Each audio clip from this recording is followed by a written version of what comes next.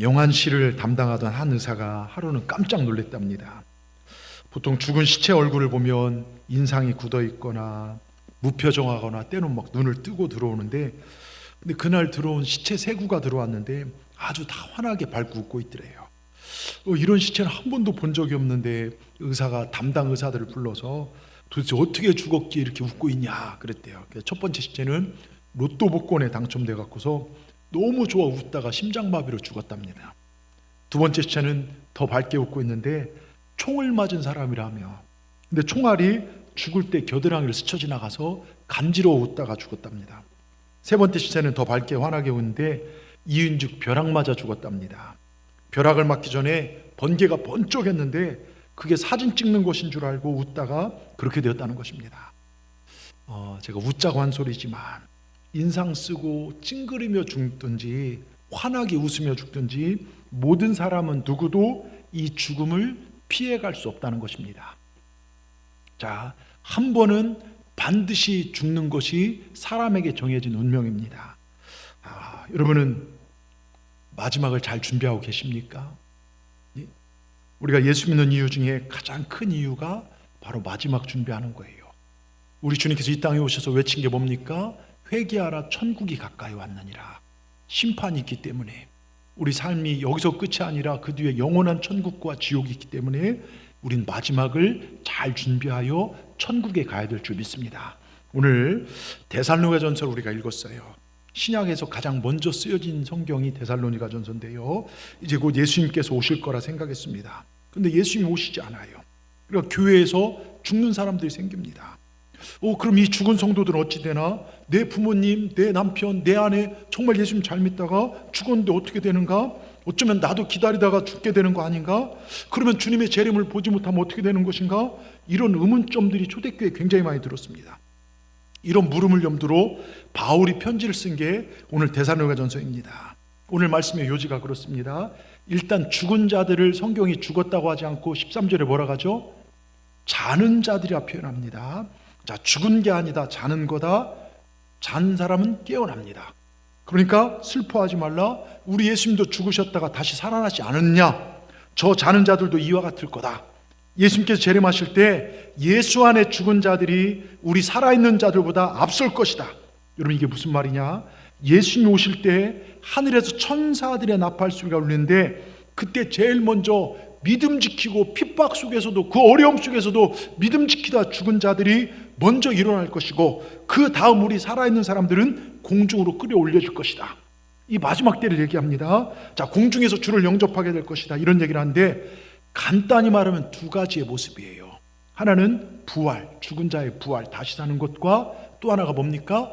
휴거, 공중으로 들임받는 휴거예요. 자, 여러분, 하나는 부활이고 다른 하나는 휴거인데요, 예수님이 재림하실 때 이미 죽은 자들, 믿음 가운데 사는 죽은 자들은 부활하게 될 것이고 살아있는 자들은 공중으로 들려 올림받는 휴거라는 것입니다. 여러분, 이 말씀이 얼마나 우리에게 확실한 소망을 주는 줄 아십니까?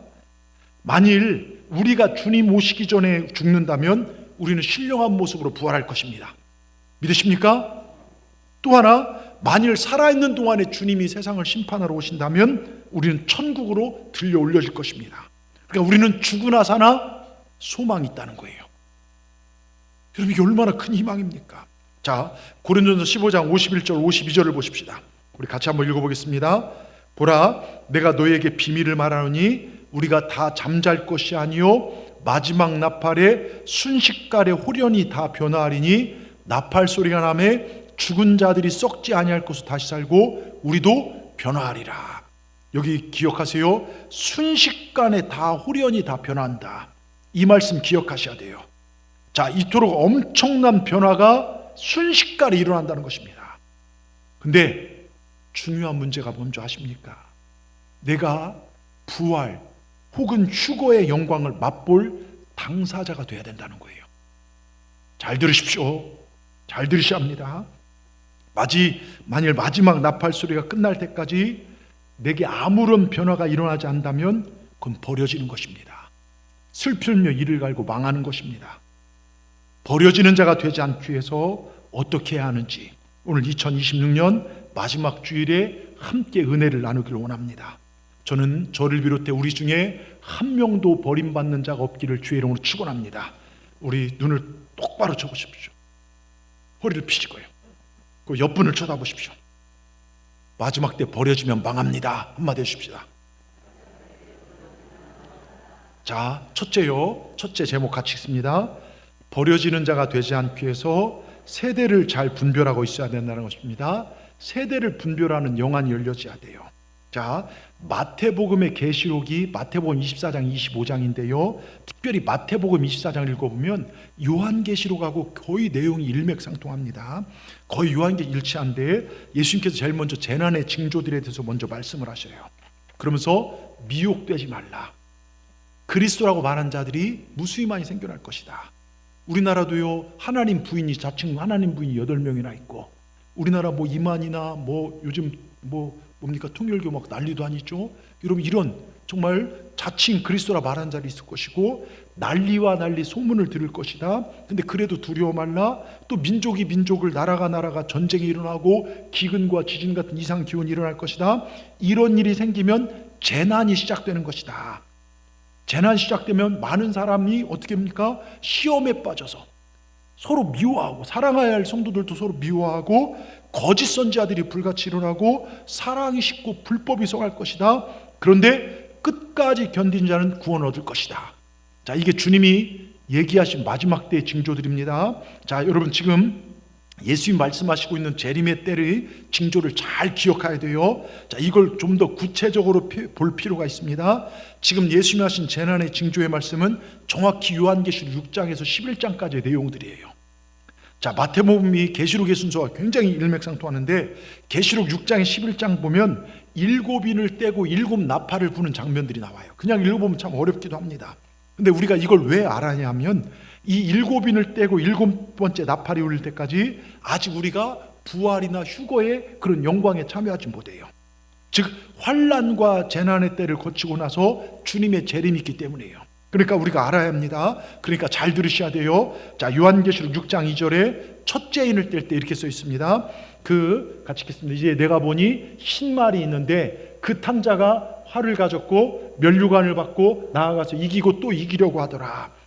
무슨 얘기인지 모르겠죠. 이게 쉽게 얘기하면 뭐냐면 흰 말이 나오고, 이거는 나라들 간의 전쟁을 얘기해요. 처음엔 흰 색깔입니다. 첫째는 흰 말이 나오고, 둘째는 붉은 말이 나오고, 셋째는 검은 말, 셋째는 떼니까 검은 말이 나오고, 넷째 인에서는 청황색 말이 나오는데, 이건 복잡하고 다양한 해석의 문제가 아니에요. 잘 들어보세요. 뭐냐? 멀쩡한 자가 흰색이에요. 어떤 한 대 딱 맞으면 멍이 들잖아요. 피멍이 들어요. 피 흘려요. 붉은색. 그리고 또 맞으면 죽어서 검정색 시체가 되는, 처음에는 흰 얼굴이었는데 계속 맞으니까 피멍이 들고 더 맞으니까 어떻게 됩니까? 검정 멍에 피가 죽은 피가 돼서 검은 멍이 됩니다.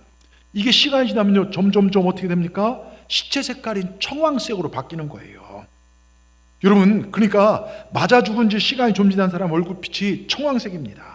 그러니까 흰 얼굴이 붉게 멍들다가 검게 멍들고 마침내 죽어 청황색 시체핏으로 죽어가는 걸 말하는데, 이게 무엇을 말하냐? 전쟁과 기근과 난리들로 점점 더 환란이 커져가는 걸 예미해요. 그러니까 마지막 때 환란이 점점 더 커져갈 것이다. 여러분 지금 시대를 보십시오. 전쟁의 소식이 많이 들려옵니다. 지금 이상기온, 기근, 지진, 수많은 나라들이 위험한 일을 겪고 있는 것을 우리는 뉴스만 켜면 보면 알 수 있습니다. 자, 다섯째 될 때는 순교자들의 피해 신호가 나오고, 최근요 엄청난 많은 순교자들이 생기실 거예요. 여섯째 인을 뗄 때는 6장 12절에 이렇게 써 있습니다. 여섯째 인을 떼실 때에 큰 지진이 나며 해가 총담같이 검어지고 온 달이 피같이 되며 하늘의 별들이 무화과 나무가 대풍이 흘려선 과실이 떨어진 것 땅에 떨어지리다. 그야말로 영화에 나오는 그런 장면들이죠. 여러분, 이 땅의 우주의 별들을 무화과 나무가 땅에 떨어지듯 정말 그 열매들이, 별들이 떨어진다는 거예요. 근데 여러분 그거 아십니까? 여기 해남 출신의 서울대 천문학과를 나와서 하버드에서 박사학위를 받은 마이클 박, 이분이 목사님 되신데, 이분 간증해서 이분이 한국에서 얘기했는데 최근 100년 동안 떨어진 별들이요 지구 역사 동안 떨어진 별들보다 많대요. 지금 그런 일들이 펼쳐지고 있어요. 자, 그런데 이런 일이 일어날 때까지 주님의 재림은 오지 않습니다. 우리가 살아있다면 이런 일들을 다 겪게 될 것입니다. 근데 7제인을 떼면서 7개 나팔이 하나씩 울리기 시작하면서 환란들이 더 커지는 걸 성경이 보여줘요. 첫 나팔에 피 섞인 우박과 불이 땅에 떨어지고, 둘째 나팔에는요 산만한 불덩어리들이 바다에 던져져서 바다 생명의 3분의 1이 멸망을 해요. 셋째 나팔에선 큰 별이 떨어져서 강들 3분의 1이 박살, 굉장한 미사일 막 이런 것들이, 아마 전쟁의 이런 환상을 요한사도가 본 것 같아요. 완전 물이 바닥나는 것입니다. 마실 물도 없어 사람들 인류 3분의 1 이상이 죽어요. 넷째 나팔은 해와 달과 별들이 해를 받아서 온 세상이 어두워지고, 다섯째 여섯째 점점 더 환란이 커집니다. 여러분, 그리고 나서 마지막 7번째 나팔이 울릴 때 오늘 우리가 읽은 본문 4장 16절이 이루어지는 거예요. 자, 4장 16절 띄워주십시오. 같이 읽겠습니다. 주께서 호령과 천사장의 소리와 하나님의 나팔로 친히 하늘로 쫓아 강림하시리니 그리스도 안에서 죽은 자들이 먼저 일어나고, 17절, 그 후에 우리 살아남은 자도 너희와 함께 구름 속으로 끌어올려 공중에서 주를 영접하시려다. 무슨 얘기인지 아시겠습니까? 자, 이런 환란과 재난의 때를 우리가 정확히 알고 세대를 분별하고 계셔야 된다는 거예요. 그러게 여러분, 예배와 말씀, 기도에 깨어 있어야 합니다. 아시겠습니까? 자, 여러분 지금 사회를 보십시오. 정치, 경제, 사회, 문화, 심지어 교육과 도덕에서 이젠 기대할 게 없어요. 어느 정치가 선했습니까? 역대 대통령 이 사람 나오면 뭔가 될까 했는데 다 실망을 안겼습니다. 그 어떤 제도가 인간의 소망을 만족시켜 주었습니까? 경제가 세상을 편안하게 한 적은 있습니까? 어떤 교육이 인간을 정말 인간되게 재구실했습니까? 오늘 이 세대는 갈수록 깜깜해지고 암담해지고 끝내 절망하고 주저앉을 수밖에 없는 세상입니다. 여러분, 의학이 발달한다고 해서 죽지 않고 오래 살 것 같습니까? 여러분, 그러면 행복할 것 같습니까? 천만에요. 기대하지 마십시오. 조금 더 오래 살 수 있을지 모르지만, 좀 더 잘 먹고 좀 더 좋은 집에서 살 수 있을지 모릅니다. 그렇다고 해도 과학의 발달과 문명의 발달이 우리에게 진짜 행복과 기쁨을 주지 못합니다. 오히려 지금 이상한 질병과 정말 이상한 것들로 인해서 인간의 삶은 더 어려워지고 있습니다. 자, 이런 현실 속에서요, 이런 환란의 현실 속에서 여러분 무엇을 생각하시냐 이거예요. 이게 중요합니다. 닥터 플랭큰이라는 박사가 그 책을 썼는데요, 이제 독일 나치하의 유대인 포로 수용소에 대한 것을 그걸 지켜보면서 관찰한 것들을 책에 쓰면서 이런 결론을 내요. 아시다시피 600만 명이 넘게 죽었잖아요.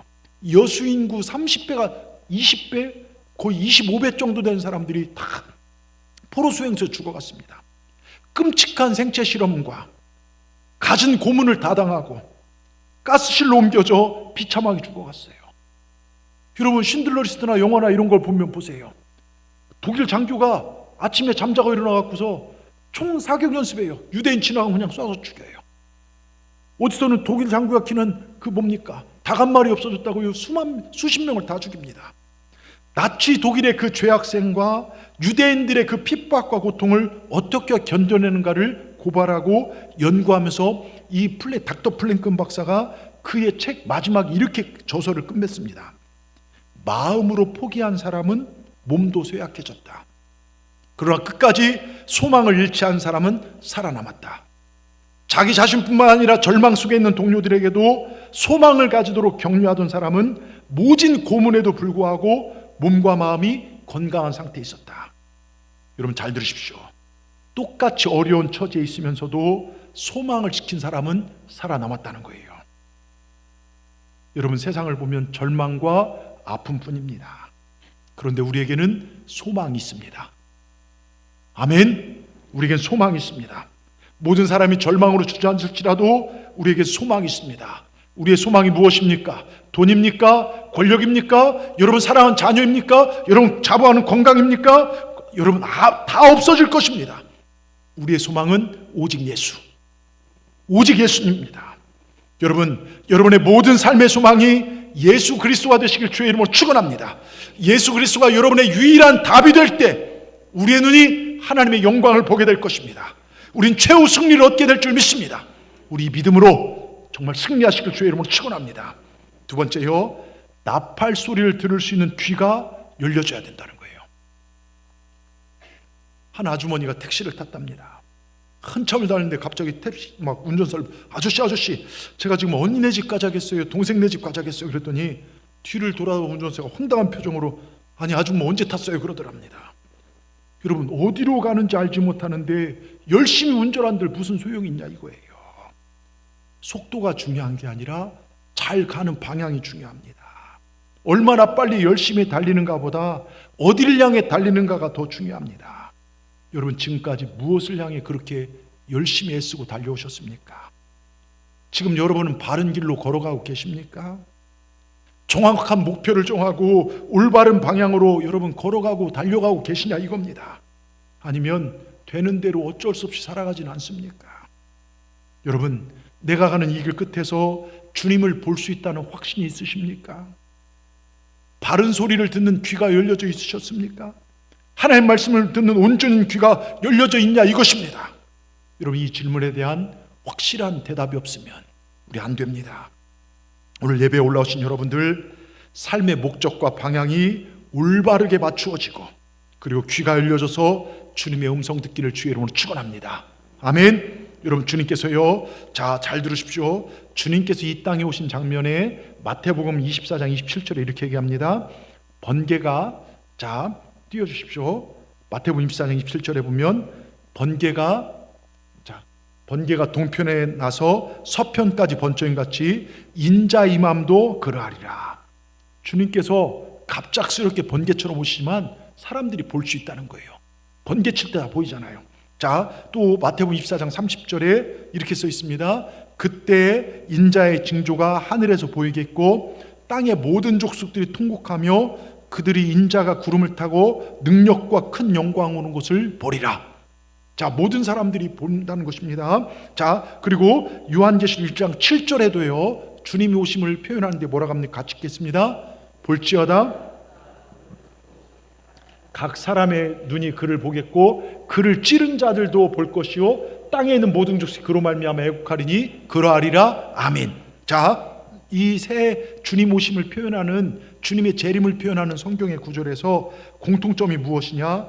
주님께서 오실 때 모든 사람들이, 주님을 거부한 사람이나 주님을 찔른 사람이나 주님을 사랑한 사람이나 다 본다는 거예요.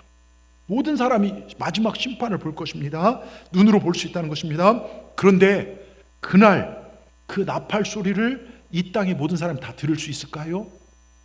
아니라는 것입니다. 자, 고린도서 15장 51절 보세요. 보라, 내가 너에게 비밀을 말하노니 우리가 다 잠잘 것이 아니요 마지막 나팔에 순식간에 후련히 다 변화하리니. 뭐라고 합니까? 우리가 잠잘 것이 아니라. 자, 주님의 오심은 모두가 다 볼 수 있지만 나팔 소리를 들을 수 있는 자는 잠들지 않고 귀가 열려있는 자가 듣는다는 것입니다. 그래서 마태복음에 보면 밭에서 둘을 일을 하다가 한 사람은 하나님 앞에 나팔 소리 듣고 들림 받아요. 근데 다른 사람은 못 듣고 일합니다. 세상 일하다 버려진 자가 되는 것입니다. 한 집에서 어떤 사람은 듣고 한 사람은 듣지 못하고 그냥 버려진다는 것입니다. 무슨 차이인 줄 아십니까? 우선순위예요. 하나님 우선순위요. 잘 들으십시오. 언제나 하나님 우선순위로 사느냐, 세상 일, 가정 일을 이것을 우선순위 삼고 사느냐, 이 차이가 마지막 때의 차이라는 것입니다. 여러분, 마지막 때 이 엄청난 큰 나팔 소리가 누구에게나 다 들리는 게 아니에요. 교회에서도요, 설교를 해봐도 믿음으로 아멘 듣는 사람 있는가 하면 흘려보낸 사람, 딴 생각하는 사람, 지금도 어디 예배 끝나면 뭐 먹을까, 모임 생각, 여러분 있어요. 어떤 사람 심지어 목사가 마음에 안 들면 내용도 부정한 사람도 있습니다. 그런데 기억하십시오. 귀에 들리는 자만 부활과 휴거에 참여하는 것입니다. 자, 예레미야 6장 17절을 보십시오. 예레미야가요, 유다 사람들에게 파수꾼을 세워 나팔 소리를 들어라, 나팔 소리를 들어라 강하게 권면합니다. 근데 이 사람들이 뭐라고 반응을 하는 줄 아십니까? 그들의 대답이 우리는 듣지 않겠노라 했도다. 여러분, 여기서요, 예수님이 서서 설교를 하셔도, 제가 파수꾼이 되어도 외쳐도 내가 듣기를 거부한다면 겉소리에 불과합니다. 여기만 울리는 메아리에 불과합니다. 이 소리를 들을 준비를 하지 않으면 안 된다는 것입니다. 아무리 좋은 설교를 해도, 은혜로운 설교를 해도, 천국에 대한 설교를 해도 나는 나대로, 목사님대로, 이건 망하는 것입니다. 여러분, 사단의 목적이 뭔지 아십니까? 여러분 부자 되는 거예요. 여러분 잘 먹고 잘 사는 거예요. 근데 사단의 목적은요, 우리가 하나님 소리 못 듣게 하는 거예요. 이 소리 못 듣게 하는 것입니다. 사탄은요, 초창기 처음 등장할 때 아담과 하와를 어떻게 유혹합니까? 하나님 소리에서 멀어지게 만들었어요. 하나님 소리 못 듣겠습니다. 사탄이 우리를 유혹하는 목적은요, 생명 되신 하나님 말씀 못 듣게 하는 것입니다. 말씀에 관심 없고 교회가 이렇고 저렇고 정말 여러분 상처랑 이런 것만 바라보고요, 목사의 설교는 별 의미가 없습니다. 만약 여러분이 그렇다면 사탄이 지금 나를 공격하고 있다는 사실로 받아들이시기 바랍니다. 여러분, 우리 교회 왜 나왔습니까? 예? 하나님 말씀 듣기 위함입니다. 그리고 변화되어서 세상에서 빛과 소금의 삶을 살아내기 위함입니다. 믿음은요, 내 생각대로가 아닙니다. 말씀대로입니다. 내 경험대로가 아닙니다. 내 감정대로가 아닙니다. 하나님께서 말씀하신 대로 순종할 때 거기에 생명이 있는 거예요. 그래서 믿음 변화된 사람들이, 그 예배자들이, 진정한 예배자들이 가정 가면 가정이 화목해지는 거예요. 그 사람이 직장 가면 직장이 성실해지고, 그 사람 때문에 복을 받고요, 그 사람이 누굴 만나면 그 사람이 만난 사람이 소망을 얻게 되는 것입니다. 여러분, 이게 들을 귀가 열린 자들의 삶입니다. 그러니까 귀가 막힌 자들은 하나님의 말씀 들리지가 않아요. 아예 들을 마음이 없어집니다. 여러분, 지금 이 세상도 그렇습니다. 아무리 예수가 그리스도라, 예수 믿고 구원받으십시오, 말씀대로 사십시다 외쳐도 듣지 않는 세대가 됐어요. 어제 전도하면서 예수 믿고 천국 가십시다, 그냥 건빵 받고, 어떤 분 다 건빵 하나 받더니 꾸깃꾸깃하니 그거 버려요. 예? 여러분, 누가 나팔 소리를 들을 수 있습니까? 들으려고 귀를 연 자가 듣는 거예요. 여러분, 신앙의 처음은 듣기입니다. 신앙의 끝도 역시 듣는 것입니다. 말씀을 들음으로 믿기 시작해서 하나님의 나팔 소리를 들음으로 신앙이 완성되어집니다. 그럼 여러분, 신앙의 귀가 뻥 뚫려져야 돼요. 이 시간 여러분의 귀가 뚫려져 있기를 주의 이름으로 축원합니다. 그런데요, 이 시대가 안 되는 게 듣기입니다. 사람들이 들으려고 하는 게 아니라요, 지금 비주얼 시대, 온통 보는 것뿐입니다. 또 말하는 것만 좋아합니다. 남의 소리 듣지 않고 자기 소리만 내려는 시대입니다. 듣기가 되지 않고 말만 하다 보니까 허튼 소리 내고 상처낸 소리 내고 말 한 볼에 상처 주고 이상한 소리만 냅니다. 여러분, 말씀을 들을 수 있는 귀가 열려져야 결국 주님의 나팔 소리를 들을 수 있다는 것을 기억하시기 바랍니다. 특별히요, 여러분의 자녀들의 귀를 여러분 정말 열어야 돼요. 자녀들을 위해 기도해야 합니다. 그들이 하나님의 말씀을 들을 수 있게 해야 합니다. 지금 세상의 말들, 사단의 말들을 듣고 있는 자녀들이 너무나 많습니다. 그냥 그대로 내버려두면 그들의 귀에는요, 예수 그리스도를 원수로 여기는 세력의 죄악의 말들이 속삭여지고 있다는 거예요. 여러분, 공중권세 잡은 사단은요, 언론과 SNS, 인터넷 또 이런 걸 통하여 분별되지 않는 기독교를, 여러분 얼마나 기독교의 작은 음거리를 가지고요, 여러분 교인이 거의 1000만인데요, 그 중에 죄인들이, 무수히 많은 죄인들이 살아온 삶에서 실수한 것들, 이런 것들을 전부인양 부각해서 기독교를 개독교로 만들고 목사를 목사로 만들고, 물론 목회자 잘못 산 거 죄송합니다, 이렇게 만들면서 교회를 없어져야 할 대상으로 만들어가고 있습니다. 이렇게 예수 그리스도를 원수로 여기는 세력들의 죄악의 말들이 우리와 우리 자녀들의 귓가에 속삭여지고 있는 시대가 지금 시대입니다. 그러기에 우린 기도해야 돼요. 여러분, 듣기가 되면 변화가 일어납니다. 듣기가 되면 하나님이 누군지를 알게 되고 우리 믿음은 성장되어지고 여러분, 기적은 일어납니다. 여러분, 2026년 저를 보십시오. 결단하십시오. 여러분, 주를 더욱 앙망하시길 바랍니다. 주여, 주님의 말씀이 들려진 삶이 되게 하여 주시옵소서. 주님의 말씀을 듣기 위해서 모든 예배에 열심을 다하는 내 삶이 되게 하여 주시옵소서. 언제나 내 삶의 첫 번째가 하나님이 되는 삶이 되게 하여 주시옵소서. 그렇게 기도하십시다. 그리고 그렇게 살아가십시다. 하나님을 더 알게 해달라고, 하나님을 더 깊이 알게 해달라고 기도하신 여러분 되시길 주의 이름으로 축원합니다. 우리 하나님이 어떤 분이십니까? 저는 오늘 정말 이 마지막 주일에 우리 하나님, 시편 48편 14절이에요. 시편 48편 14절에 제가 읽어드릴게요. 이 하나님은 영원히 우리 하나님이시니 그가 우리를 죽을 때까지 인도하시리로다. 아멘. 이 하나님은 영원히 우리 하나님이시니 죽을 때까지 우리를 인도하시리라. 우리 호흡이 다하는 그날까지 사랑과 능력과 구원과 치료 하나님이 나를 붙드시고 우리 인생길에 함께 하셔서 우리를 영원한 소망의 나를 인도하실 줄 믿습니다. 여러분, 이 하나님에 대해서 들어야죠. 듣기만 해도 얼마나 기분이 좋습니까? 힘이 나지 않습니까? 이분이 바로 우리 하나님이십니다. 여러분, 제가 몇 번 얘기했지만 서울의 영안교회라는 교회의 한 자매가 이 이상해서 가보니까 설암으로, 이 설암이 뭡니까? 혀의 전체에 암세포가 뻗었어요. 그러니까 혀를 잘라내는 수술을 받아야 하는 자매가 있었습니다. 수술 당일 모든 가족이 병실에 모였습니다. 근데 가족들은 수술을 마치면 평생 말할 수 없게 되는 그녀를 보며 뭐라 위로를 못하는 거예요. 근데 그 순간 마지막 수술 앞두고 그 여자가 찬양을 부릅니다. 내 구주 예수를 더욱 사랑, 엎드려 비는 말 들으소서. 내 진정 소원은 내 구주 예수를 더욱 사랑, 더욱 사랑. 마지막 말이 주님을 더욱 사랑한다는 그 찬양이었습니다. 혀가 잘려지기 전에 하고 싶은 말이 내 구주 예수를 더욱 사랑합니다. 찬송을 다 부르고 난 후 그 젊은 처녀가 기도합니다. 하나님 아버지 감사합니다. 나 같은 죄인 구원받아 하나님의 자녀가 되어 이렇게 마음의 평안과 기쁨을 주시니 감사합니다. 제 마지막 말로 하나님을 찬양케 하시니 감사합니다.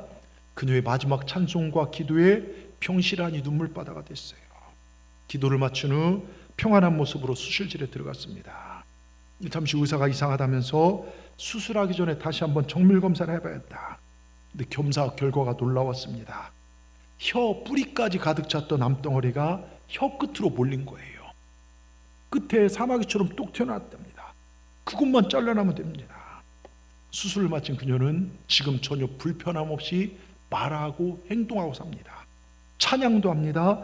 헌신의 삶을 지금도 살고 있다고 합니다. 내 구주 예수를 더욱 사랑. 여러분, 우리 주님 더욱 사랑하시길 주의 이름으로 축원합니다. 오늘 마지막 주일 우리 귀가 열려지길 원합니다. 하나님이 누군지 알기를 원합니다. 하나님 말씀이 들려지길 원합니다. 나팔 소리가 들려지길 원합니다. 내 영혼의 귀가 활짝 열리는 순간을 맞이하시기를 주의 이름으로 축원합니다. 끝으로요, 깨끗한 세마포 옷을 입고 있어야 한다는 것입니다. 이게 제일 중요합니다. 잘 들으세요. 여러분, 우리 예수님 사람들이 오해하는 것 중에 하나가 우리의 지금 싸움은 잘 먹고 잘 살고 오래 살기 위한 싸움이 아닙니다. 우리가 싸워야 할 지금의 싸움은요, 지금 내가 하나님의 백성으로 살고 있는가, 하나님의 자녀답게 살아가고 있는가, 이 싸움입니다.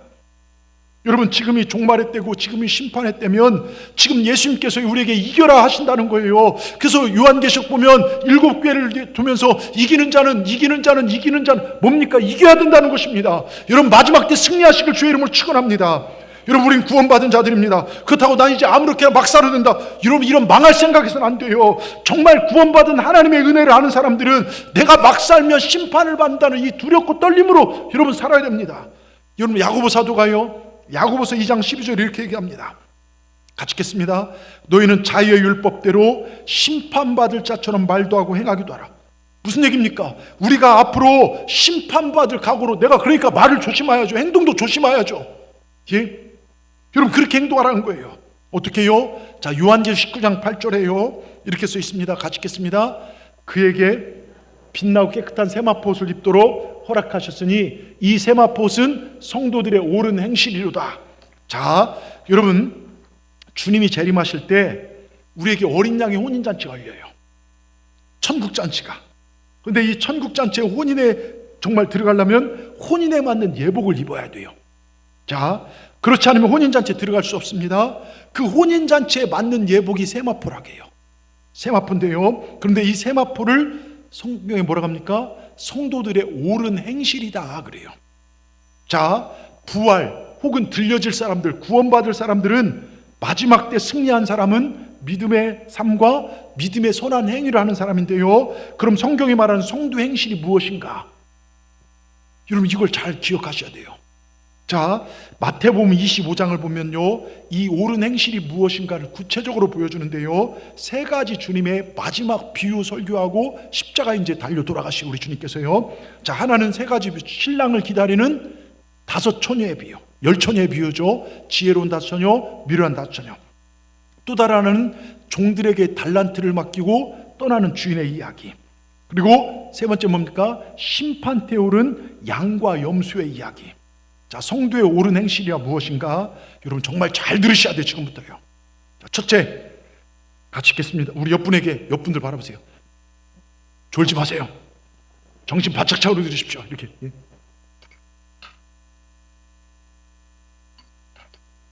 첫째 뭡니까? 등과 기름을 준비하고 깨어있는 행위.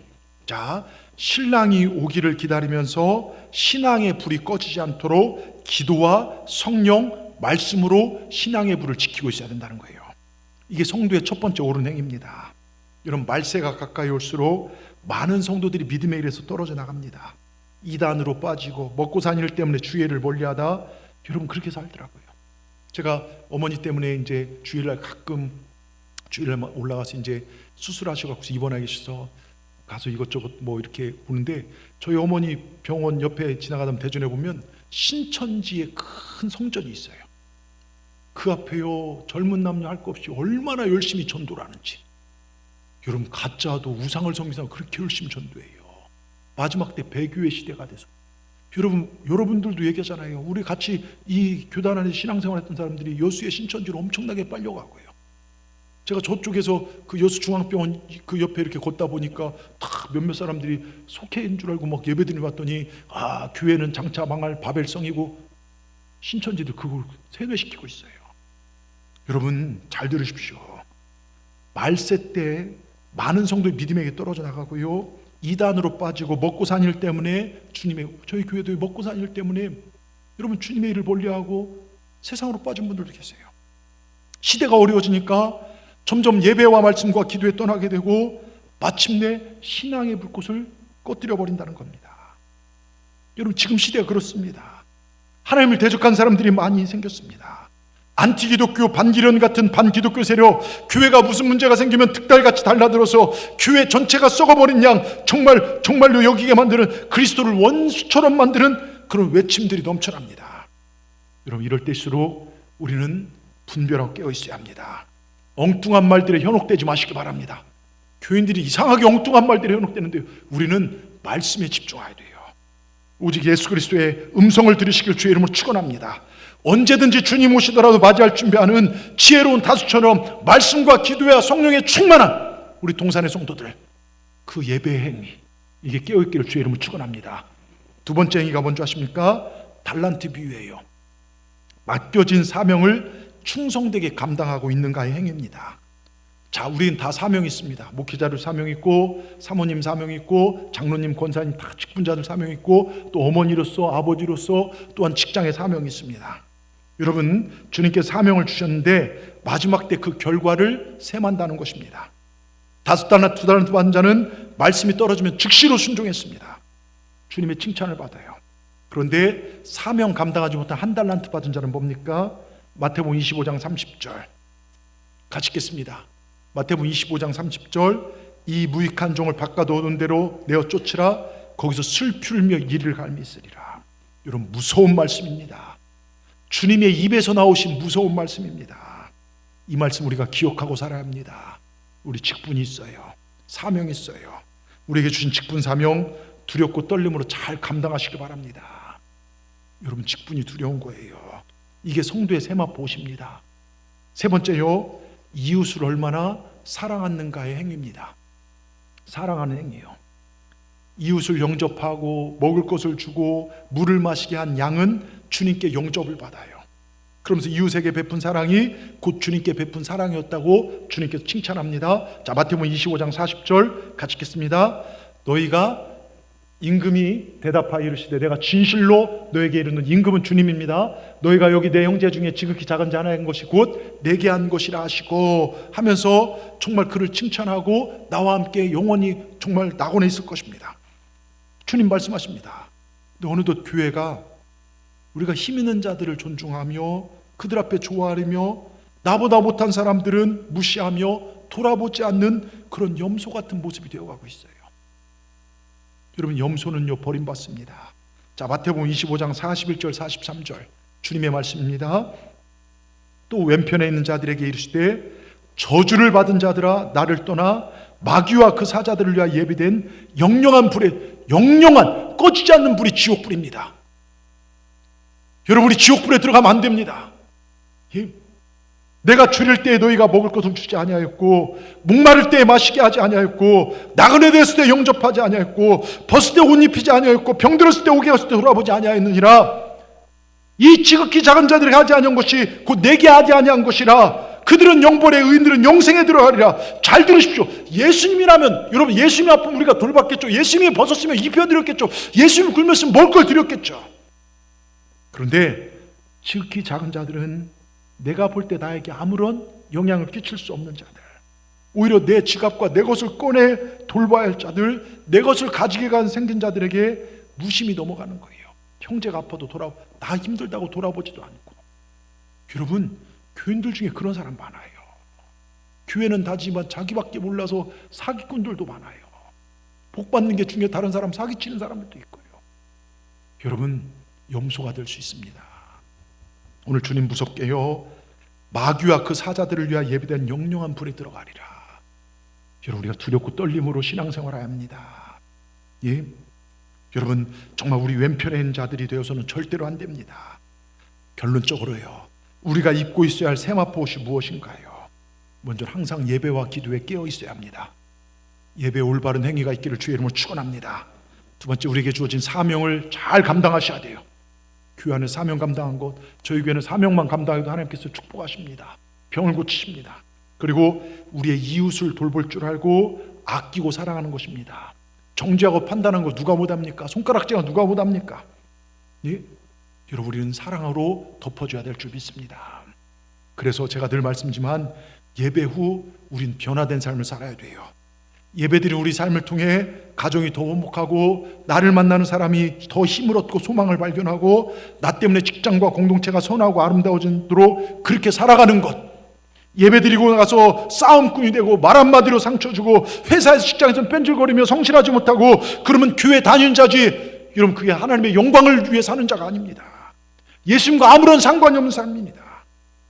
여러분, 우리 사랑하는 동산의 성도 여러분들, 우리가 예수 믿는 자로서 교회에서도 성실할 뿐만 아니라 가정에서도 직장에서도 어디서든 주님의 향기를 바라는 우리 모두가 되기를 주의 이름으로 축원합니다. 여러분, 정말 우리 끝까지 깨어 있으십시다. 끝까지 사명 감당하십시다. 나를 통해 다른 사람이 세워지고 나를 통해 다른 사람이 고마워와 행복하는 삶을 사십시다. 이것이 주님을 사랑하는 삶이고 우리가 마지막 때에 살아야 할 세마포를 입은 성도들의 옳은 행위입니다. 여러분, 한번 생각해 보십시오. 하나님은 내가 무엇이간데 나 같은 존재를 영원한 지옥에 보낼 수 없게 독생자 예수 이 땅에 보내시고, 우리 예수님 이 땅에 오셔서 내 죄를 지시고 십자가에서 내가 받아야 할 모욕과 저주, 모진 고난 다 당하셨습니다. 우리 예수님 그렇게 고난당할 이유가 없으십니다. 오직 나 하나 살리기 위해서요. 나 사랑하셔서 그 처절한 고난을 다 당하셨습니다. 여러분, 주님은 날 위해 모든 걸 내어주셨습니다. 그렇다면 나는 주를 위해 무엇을 드려봤습니까?